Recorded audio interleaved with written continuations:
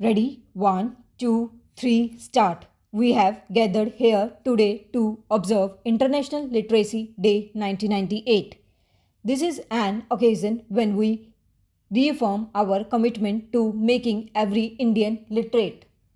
We do so today by joining governments and citizens across the world in a spirit of collaborative partnership to rededicate ourselves to the cause of universal literacy and lifelong learning.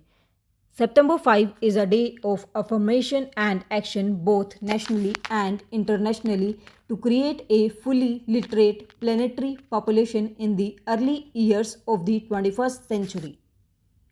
Literacy is a fundamental human right of every citizen. It is the lamp that lights the path of knowledge and progress in a person's life.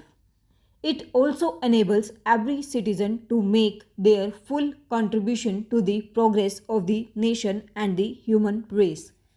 For us in India, International Literacy Day sends a far more urgent message.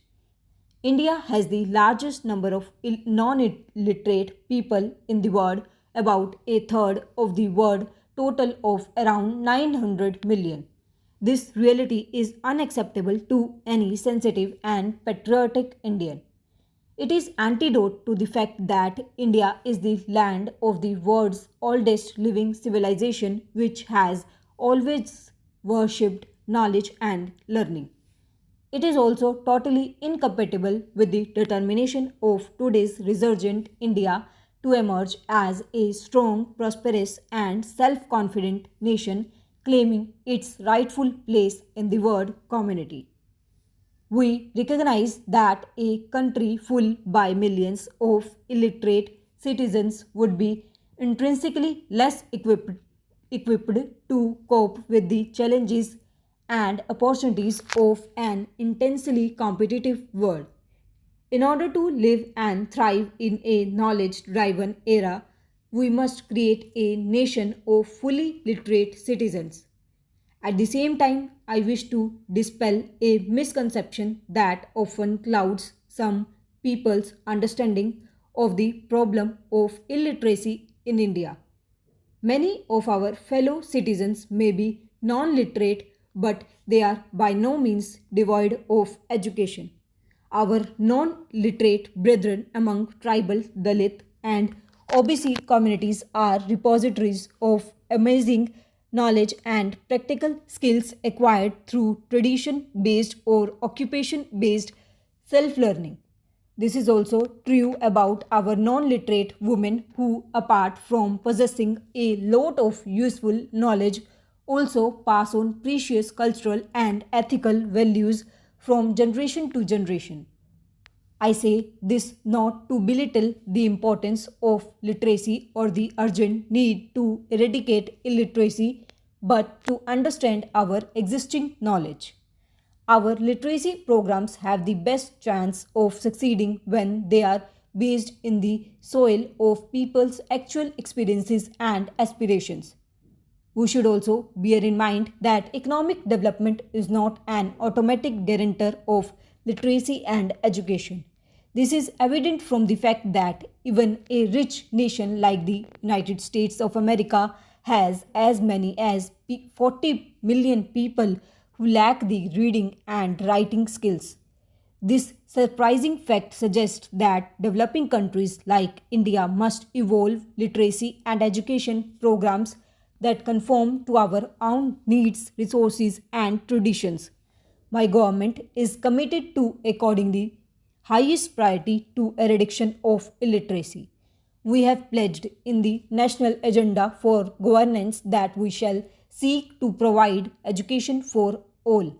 At the same time, I wish to restate a truth which has so far been inadequately understood that removal of illiteracy cannot be accomplished by the efforts of the central and state governments alone, much less by any single ministry or department in New Delhi or in state capitals.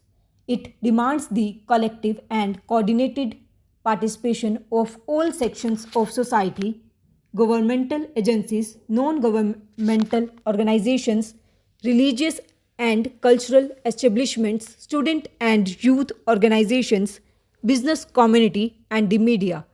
In short, a sustained mass movement alone can take India towards the goal of total literacy in the shortest period of time. In this context, I am pleased to acknowledge the good work done by the National Literacy Mission since its inception in 1988. The country has gained valuable experience from the total literacy campaigns launched in the early 90s. For the first time since independence, a planned, coordinated, and comprehensive district level drive was launched with the involvement of central and state governments, Jila Parishads, Panchayats, voluntary organizations, and educational establishments. Through massive participative mass campaigns of total literacy, we have been able to make over 68 million people literate, 60% of whom are women. As many as 234 districts have completed the first phase of basic literacy to adults in the age group of 15 to 35 and are now implementing post literacy and continuing education programs. A large number of districts, beginning with Ernakulam in Kerala, have declared themselves total literacy districts. The positive developmental fallout of successful total literacy campaigns is already visible in many parts of the country. There has been an increase in the demand for primary education, particularly among girls. A significant improvement is visible in practices of family welfare, health, hygiene, and immunization, leading to a lowering of the infant and maternal mortality rate, greater awareness about the environment, and better agricultural practices.